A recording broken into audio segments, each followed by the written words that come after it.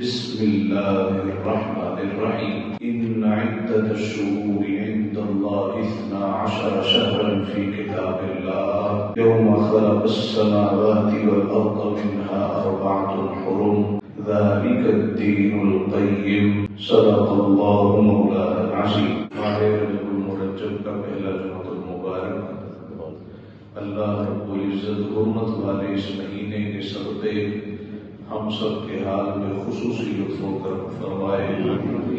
اللہ تعالیٰ ماہ رجب میں نیکیوں کی توفیق نصیب فرمائے اور ماہ رجب المرجب کی حرمت کرنے والے کو اللہ تعالیٰ رمضان المبارک خیر والا نصیب فرمائے. قرآن مجید میں سے سورہ توبہ کی ایک آیت کریمہ تلاوت کرنے کا شرف حاصل ہوا ہے جس میں ارشاد باری ہے ان عدت الشہور عند اللہ 12 شہرا فی کتاب اللہ. بے شک اللہ کے ہاں سال میں 12 مہینوں کی گنتی موجود ہے اور یہی سیدھا سادہ دین ہے. حضرت ابراہیم کے دور میں بھی ایسے ہی تھا, جناب موسیٰ اور عیسیٰ کے زمانے میں بھی ایسا ہی تھا. اسی طرح سیدنا محمد مصطفیٰ صلی اللہ علیہ وسلم کے دور مبارک میں بھی ایک سال میں 12 مہینے ہی بیان کیے گئے. ان 12 مہینوں میں سے 4 مہینے حرمت والے, 3 مسلسل ہیں اور ایک جدا ہے. ذوالقعدہ, ذوالحجہ اور محرم یہ 3 مسلسل حرمت والے مہینے اور ایک علیحدہ یعنی رجب المرجب یہ حرمت والا مہینہ ہے. 3 مسلسل حرمت والے مہینے اس لیے ہیں کہ ان مہینوں میں لوگ حج کے ارادے سے گھروں سے نکلتے تھے اور حج کر کے واپس آتے تو قریب ان کو 3 مہینے لگ جایا کرتے تھے. اس بنا پر ان کو حرمت والے مہینے قرار دیا کہ اس میں کسی قسم کی لڑائی کرنا, جنگ و جدال کرنا ممنوع ہے. رجب المرجب کو حرمت والا مہینہ اس وجہ سے قرار دیا کہ اس مہینے میں لوگ عمرہ کے ارادے سے نکلا کرتے تھے. تو حج نسبتاً ایک مشکل اور طویل عبادت ہے, جبکہ عمرہ نسبتاً ایک قصیر یعنی مختصر عبادت ہے. ایک دن میں عمرہ شریف مکمل ہو جاتا ہے. تو عمرے کے لیے ایک مہینہ رجب المرجب کو خاص حرمت والا بنایا گیا ہے.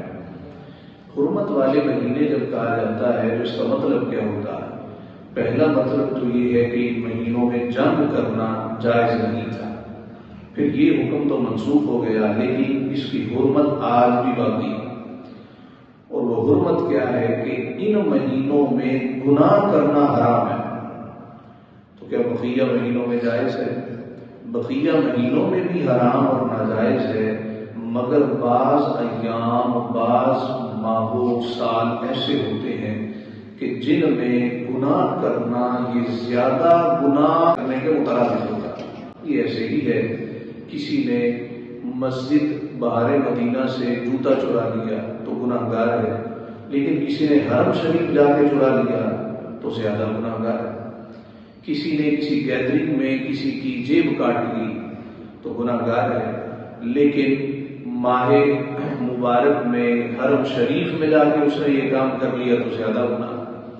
لوگ یہاں پہ مانگتے ہیں, بلا وجہ مانگنا انتہا درجے کا گناہ ہے, لیکن حرم شریف میں لوگ اچھے بھلے ہو کے بھی مانگتے ہیں, عجیب و غریب کہانیاں سنا کے مانگتے ہیں. تو وہاں مانگنا, بلا وجہ مانگنا, بلا ضرورت مانگنا یہ زیادہ گناہ کا باعث ہے. تو کچھ ایام ایسے ہوتے ہیں, کچھ مکان ایسے ہوتے ہیں جہاں پہ عبادت کا ثواب دگنا ہوتا ہے اور گناہ جرم ہو جائے تو سزا بھی دگنی ہوتی ہے. جس طرح کہ راتیں ساری برابر ہیں مگر انا انزلناہ فی لیلۃ القدر, لیلۃ القدر خیر من الف شہر. راتیں ساری برابر ہیں مگر لیلۃ القدر کا مقابلہ کوئی نہیں کر سکتے. اسی طرح دن سارے ہی برابر ہیں مگر عید الاضحیٰ کا دن ہو, عید الفطر کا دن ہو, مصطفیٰ کی آمد کا دن ہو, ان دنوں کا مقابلہ کوئی دوسرا دن نہیں کر سکتا. اسی طرح دیگر مہینوں میں بھی گناہ کرنا باعث گناہ ہے، مگر ان مہینوں میں جس طرح علامہ قرطبی رحمۃ اللہ تعالیٰ علیہ نے تفسیر قرطبی میں لکھا ہے کہ جس طرح رجب المرجب میں گناہ کرنا حرام ہے، اسی طرح اگر کوئی رجب المرجب کے مہینے کی تعظیم نہیں کرتا، اس مہینے کو وہ گناہوں میں گزارتا ہے، تو اس کو اس کا گناہ بھی اتنا ہی ملتا، بلکہ چونکہ یہ حرمت والا مہینہ ہے، اس کو گناہ بھی اس سے زیادہ دگنا دیا جائے۔ جب عبادت کا ثواب دگنا ہے تو گناہ کا عذاب بھی پھر دگنا ہو۔ تو کیا کیا جائے ان مہینوں میں؟ ہمارے بزرگوں نے روایات بیان کی ہیں، کتابوں میں لکھی ہیں کہ ان مہینوں میں روزوں کی بڑی فضیلت ہے۔ ایک دن کا روزہ رکھا جائے تو اتنے سال کا ثواب ہے، 2 دن کا رکھا جائے تو اتنے سال کا ثواب ہے۔ دیکھیے اس بات میں کسی کی دوسری رائے نہیں ہے کہ یہ حرمت والا مہینہ، جب حرمت والا مہینہ ہے تو ثواب بھی دگنا، لیکن آگے کچھ روایات ضعیف ہیں، وہ روایات کہ جس میں اس خاص مہینے بہت زیادہ عبادات کے حوالے سے ذکر کیا گیا کہ یہ کام کیا جائے، وہ روایات تو موجود ہیں مگر ان کا درجہ ضعف والا، لیکن اس میں یہ اصول بھی یاد رہے کہ متفقہ طور پہ محدثین کے ہاں ضعیف روایات فضائل میں قبول کی جاتی، کسی مہینے کی فضیلت ہو، کسی شخصیت کی فضیلت ہو، روایت اگرچہ وہ ضعیف ہی کیوں نہ ہو پھر بھی اس کو قبول کر لیا جاتا ہے تاکہ لوگ دین کی طرف، عبادات کی طرف مائل ہوں۔ یہی ماہ مبارک ہے رجب المرجب، جس کا پہلا عشرہ یہ ولی کا عشرہ ہے، دوسرا عشرہ علی کا ہے، اور تیسرا عشرہ یہ نبی کا عشرہ۔ ماہ مبارک میں سیدنا سلمان فارسی رضی اللہ تعالی عنہ آپ کا یوم وصال بھی آتا ہے۔ سیدنا سلمان فارسی رضی اللہ تعالی عنہ آپ ایران کے رہنے والے تھے، آپ کو حضور علیہ السلام نے ابو درداء رضی اللہ تعالی عنہ کا بھائی بنایا تھا۔ جناب سلمان فارسی کہتے ہیں کہ میرے دل میں حق اور سچ کو جاننے کی تڑپ بہت زیادہ تھی، میں کبھی کسی عیسائی کے پاس جاتا، کبھی کسی عیسائی کے پاس جاتا، خود مجوسی تھے، مجوسی خاندان سے تعلق تھا، کہ مجھے سچائی نصیب ہو جائے، مجھے حق کی دولت مل جائے۔ ایک مجھے عیسائی پادری ملا، بڑا نیک تھا، بڑا ہی صالح تھا۔ جب اس کا انتقال ہونے لگا میری وہ خدمت سے بڑا راضی تھا، مجھ سے کہتا ہے سلمان فارسی میں دنیا سے جا رہا، تو میں نے کہا مجھے کس کے حوالے کر کے جاؤ گے؟ کہنے لگا عرب میں نبی آخر الزماں آئیں گے، میں تجھے اس کے حوالے کر کے جا رہا ہوں۔ میں نے کہا وہ کون ہے؟ کہنے لگا یہ چیزیں معلوم نہیں ہیں مگر میرا علم بتاتا ہے، ہماری کتابوں میں لکھا ہے کہ اس کا ظہور قریب ہی ہے۔ میں نے کہا کوئی نشانی بتا دو۔ اس نے کہا نشانی بتا دیتا ہوں، 2 پہاڑوں کے درمیان بہت زیادہ کھجوروں کے باغ ہوں گے اور وہ ہستی وہاں پہ مجھے ملے گی۔ جناب سلمان فارسی کہتے ہیں کہ میں کسی قافلے میں عرب شریف روانہ ہوا، وہاں کچھ بدبخت تھے، انہوں نے مجھے پکڑ کے غلام بنا لیا اور لوگوں سے کہنا شروع کر دیا یہ غلام ہے، غلام بنا کے مجھے بیچ دیا۔ اب میں غلام بن گیا، بکتا بکاتا مدینہ منورہ پہنچ گیا۔ ایک یہودی میرا آقا تھا کہ جناب سلمان فارسی محبان اہل بیت میں جن صحابہ کا نام سر فہرست آتا ہے ان میں ایک سلمان فارسی کا نام دیا تھا۔ جناب سلمان فارسی کہتے ہیں کہ میں بکتا بکاتا مدینہ شریف آ گیا، میرا آقا بڑا ظالم تھا، بڑا کام مجھ سے لیتا، یہاں تک کہ ایک مرتبہ میں کھجور کے درخت پہ چڑھا ہوں، کھجور توڑا اور وہ نیچے بیٹھا ہے، سختی کر رہا ہے، اس سے ملنے کو آیا۔ اب وہ آپس میں گفتگو کر رہے ہیں اور میں سن رہا ہوں۔ ایک کہتا تجھے پتہ چلا یہاں پہ کوئی ایسا شخص آیا ہے جس نے نبوت کا اعلان کیا۔ میرے کان کھڑے ہو گئے اور پھر ان کی گفتگو کے بعد میں کام چھوڑ کے نیچے اتر آیا. میں نے کہا میرے آقا وہ شخص کون ہے؟ اس نے مجھے جھڑک دیا تیرا کیا لینا دینا، چل کام کر. لیکن اب کام کون کرے جب دل ہی کسی کام کو لگ گیا. اب دل کرتا تھا کہ ان کے پاس جاؤں اور ان کا دیدار کروں. کہتے ہیں کہ میں نے وہ حدیث پاک ایک روایت اپنے پادری راہب سے سنی تھی. اس نے کہا تھا وہ جو نبی آخر الزمان ہوں گے وہ صدقہ نہیں لیں گے، وہ ہدیہ قبول کریں گے، اور ان کے دونوں شانوں کے درمیان مہر نبوت بھی ہوگی، اور وہ عرب میں تہامہ کے مقام پہ مکہ مکرمہ کے پاس آئیں گے. اب میں نے کہا کہ یہ دو چیزیں میں آزماتا ہوں. پہلی بات وہ صدقہ قبول نہیں کرتے، ہدیہ قبول کرتے. دوسرا ان کے دونوں کندھوں کے درمیان مہر نبوت ہوگی. کھجوریں میں نے کچھ اپنی جمع کی تھی، وہ کھجوریں تھال میں بھر کے بارگاہ مصطفیٰ میں لے گیا. کہا جی میں فلاں یہودی کا غلام ہوں، فارس سے میرا تعلق ہے، یہ میں آپ کے لیے صدقہ لے کے آیا. آپ نے وہ کھجوریں لی، صحابہ سے کہا ان کو اٹھا لو اور تقسیم کرا. تو مجھے یقین ہو گیا کہ بھئی یہ وہی آخر الزمان ہے. پھر میں واپس آیا، چند دن اور کھجوریں میں نے اپنی جمع کی، لے کے حضور کی بارگاہ میں حاضر ہوا. یا رسول اللہ صلی اللہ علیہ وسلم یہ کھجوریں آپ کے لیے تحفہ. تو آپ نے فرمایا ہاں تحفہ ہم قبول کرتے. کھجوریں خود بھی تناول فرمائی، تقسیم بھی فرمائی. پھر آقا علیہ الصلوۃ والسلام سے ایک دفعہ ملاقات ہوئی. میں حضور کے آگے پیچھے دائیں بائیں پھرنے لگا. حضور سمجھ گئے کہ یہ کس ارادے اور نیت سے آیا. چادر مبارک کالی کملی پہنی تھی، اس کو ذرا سرکایا تو میں نے مہر نبوت کا دیدار کیا. حضور کی بارگاہ میں آیا، یا رسول اللہ میری کہانی بڑی دردناک ہے، پھرتا پھراتا غلام بنتا بناتا آپ کے پاس آیا ہوں، کلمہ پڑھا دیجیے، مجھے آغوش اسلام میں اپنی آغوش پہ پناہ دیجیے. حضور نے کلمہ پڑھایا تو دیکھتے تھے کہ کام مجھ سے بڑا سخت لیا جاتا. فرمایا تو اس طرح کر، مکاتبت کر لے. مکاتبت ایک خاص ٹرم ہوتی تھی. غلام اپنے آقا سے کہتا تھا مجھ سے اتنا مال لے لو مجھے آزاد کر دو. انہوں نے کہا جی ٹھیک ہے یا رسول اللہ. مکاتبت سیدنا سلمان فارسی نے کی. اس نے کہا 300 کھجوروں کے درخت لگا، جب جوان ہوں گے پھل دیں گے پھر میں تجھے آزاد کروں گا. اس کے ساتھ تو مجھے 5 کلو کے قریب یا اس سے بھی زیادہ چاندی دے گا تو میں تجھے آزاد کروں گا. جناب سلمان فارسی یا رسول اللہ تو بڑا مشکل کام ہے.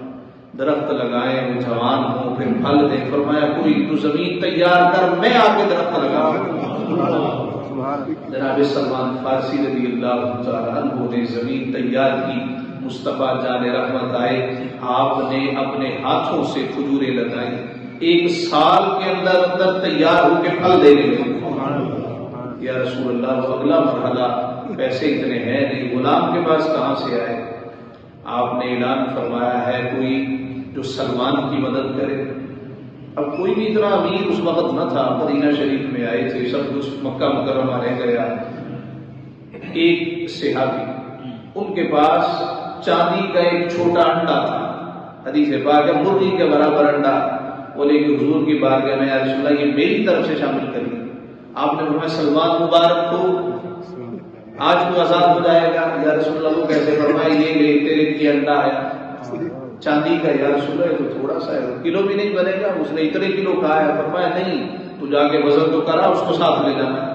جناب سلمان فارسی کہتے ہیں میں وہ چاندی کا چھوٹا سا انڈا لے کے بازار گیا، میرا آقا ساتھ تھا. اس کا سارے کا سارا چاندی کا مطالبہ پورا ہو گیا، اس میں سے پھر بچ گیا.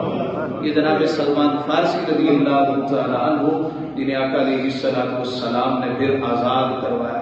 نبی پاک صلی اللہ علیہ وسلم نے تبوک کے موقع پر فرمایا کہ اب سارے کا سارا کفر اکٹھا ہو گیا ہے، ہم ان کے مقابل جنگ کس طرح کریں؟ جناب سلمان فارسی نے کہا ہمارے فارس میں خندق کھودی جاتی تھی. وہ کیا عرب اس سے نابلد تھے. کہا کہ زمین میں اتنا پاٹ ڈال دیا جائے ان کی سواریاں نہ گزرنے پائیں. آقا علیہ السلام کو یہ بات پسند آئی. آپ نے فرمایا مدینہ شریف کا وہ رستہ جہاں سے کھودے آئیں گی وہاں پہ سارے اکٹھے ہو جاؤ، خندق کھودی جائے گی. وہاں جا کے خندق کھودنا شروع کر دی. اب بڑا مشکل مرحلہ، بھوک کی شدت ہے، سب نے ایک ایک پتھر پیٹ پہ باندھا ہے، حضور علیہ السلام نے 2 پتھر باندھے ہوئے۔ یہی وہ موقع ہے، جناب جابر کہتے ہیں مجھ سے دیکھا نہ گیا، میں گھر گیا، اپنی زوجہ سے کہا کہ حضور کی بھوک مجھ سے دیکھی نہیں جا رہی۔ انہوں نے کہا کہ چھوٹا سا بکری کا بچہ ہے، تم ذبح کرو، میں کھانا بناؤں۔ روایات آپ نے اکثر سنی ہے، مختصر آقا علیہ الصلوۃ والسلام کو دعوت دی، فرمایا خندق والو آؤ، تم سب کی جابر نے دعوت کی۔ کئی سو تھے، سب نے کھا لیا، مگر جتنا بنا تھا اتنا ہی باقی رہا۔ جناب سلمان فارسی سادگی کے ساتھ زندگی بسر کرتے تھے۔ حضور علیہ الصلوۃ والسلام پھر لجپال بھی تھے نا، حضور سے بڑھ کے لجپال کون ہو سکتا؟ سلمان فارسی ایران سے چلے اور غلام بندے بناتے حضور کی بارگاہ میں آئے تھے۔ آقا علیہ الصلوۃ والسلام کے بعد جناب ابوبکر کا دور آیا، جناب فاروق کا دور آیا، جناب فاروق کا دور آیا۔ یہی سلمان فارسی کو ایران کا ایک صوبہ تھا مدائن کا گورنر بنا دیا گیا۔ کوئی سوچ سکتا ہے میں جس شہر سے، جس ملک سے نکلا ہوں، لوگوں نے میری تذلیل کی ہے، مجھے غلام بنایا ہے، اسی شہر کا میں گورنر بنایا جا رہا ہوں۔ یہ ہو سکتا ہے تو فقط دین اسلام میں ہو سکتا ہے۔ حضرت سلمان فارسی کو مدائن کا گورنر بنایا کہ تو یہاں سے آیا تھا، اسلام تجھے یہی پہ حکمرانی دے رہا ہے۔ اسلام کی اپنی طاقت ہوتی ہے، اسلام اپنی پاور رکھتا ہے۔ سادگی کا مرقع تھے، گورنر بن کے آپ بازار سے گزر رہے تھے، ایک شخص کو معلوم نہ تھا یہ کون ہے، گورنر ہے یہ کوئی عام سا بندہ ہے۔ اس نے کہا اے مزدور میرا سامان تو اٹھا لے۔ جناب سلمان فارسی آگے بڑھے، اس کا سامان موٹے پہ، ضعیف ہو گئے تھے، موٹے پہ اٹھایا، جہاں اس نے کہا وہاں رکھ لیا۔ جب مڑنے لگے تو کہتا ہے پیسے کتنے؟ کتنے پیسے؟ مسکرائے، فرمایا تیرا کام ہو گیا ہے، اتنا ہی کافی۔ کہنے لگا عجیب آدمی ہے، اس نے پیسے بھی نہیں دیے۔ ایک سے کہتا ہے یہ کون ہے؟ اس نے پہچانا، کہا یہ تو گورنر ہے۔ کہنے لگا سنا تھا کہ اسلام جب کسی کو حکمرانی دیتا ہے تو عاجزی بھی ساتھ ہی ادا کرتا ہے۔ آج ہم نے اس حکمران کی عاجزی کو دیکھا ہے اور ہم نے اسلام کو پہچان لیا۔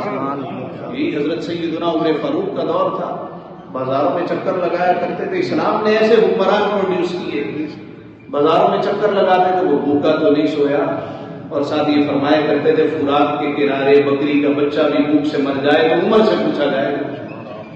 جس طرح سیدنا عمر فاروق رضی اللہ تعالیٰ عنہ کے بارے ہے کہ جب آپ مسجد اقصیٰ سے واپس تشریف لا رہے تھے، ایک جنگل میں کٹیا دیکھی، کٹیا میں ایک مائی اس کے پاس پہنچ گئے، فرمایا کیسی گزر بسر ہو رہی ہے؟ کہنے لگی عمر میرا خیال ہی نہیں کرتا۔ فرمایا عمر کو تیرا پتہ ہے تو یہاں جنگل میں بیٹھی ہے؟ کہنے لگی اگر وہ میرا پتہ نہیں رکھ سکتا تو حکمران کس لیے بنا؟ نہ بنتا اگر میرا خیال نہیں کر سکتا۔ تو آپ نے اس کی خدمت کی، اس کو آٹا دیا، دالیں دی، راشن دیا۔ کہنے لگی یا اللہ عمر کو ہٹا دے، انہوں بنا دے، عمر کو ہٹا دے، اس کو بنا دے۔ حضرت عمر رضی اللہ تعالیٰ عنہ کہنے لگے لگتا ہے عمر سے تجھے شکایت بڑی ہے۔ کہنے لگی تھوڑی شکایت، راتیں بھوک سے کٹتی، دن میں کبھی ہوتا ہے کبھی نہیں ہوتا، میں تو اللہ سے شکایت کروں۔ حضرت عمر کام کے رہ گئے، فرمایا چل تیرے پاس آ گیا، عمر کو معاف کر دے، اللہ کو شکایت نہ بتا۔ کہنے لگی چل ٹھیک ہے، تو کہہ رہے تھے نہیں لاما۔ فرمایا نہیں اماں نہیں، تیرا پتہ کوئی نہیں، میں لکھ کے دے۔ آپ نے اس عورت سے لکھوایا کہ میں قیامت کے دن عمر کی شکایت نہیں کروں گی، اور جب لکھوایا تو مولا علی کو رکا دیا، علی جب میں دنیا سے جاؤں تو میری قبر میں یہ رکا رکھ دینا۔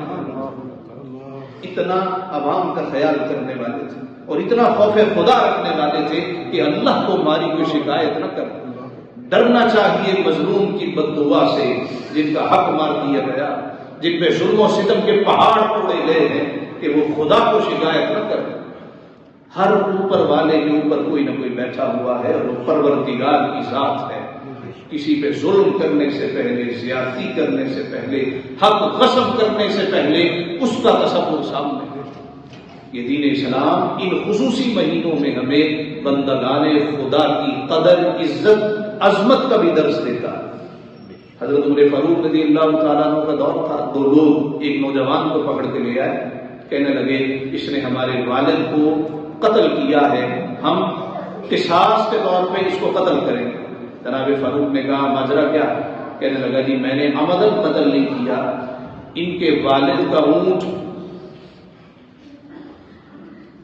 میرا نوجوان کہتا ہے میرا اونٹ کہیں سے گزر رہا تھا، گزرتے گزرتے آگے ان کی زمینیں آ گئی، میرا اونٹ ان کی زمینوں میں چلا گیا، اس کے والد نے میرے اونٹ کو پتھر مارا، وہ پتھر اتنا زور سے لگا کہ اونٹ کی آنکھ نکل گئی، مجھے بڑا جلال آیا، میں نے بھی ایک پتھر اٹھایا اور والد کو دے مارا، میری نیت یہ نہیں تھی کہ مر جائے، لیکن وہ شر میں لگا ان کا والد دنیا سے چلا گیا۔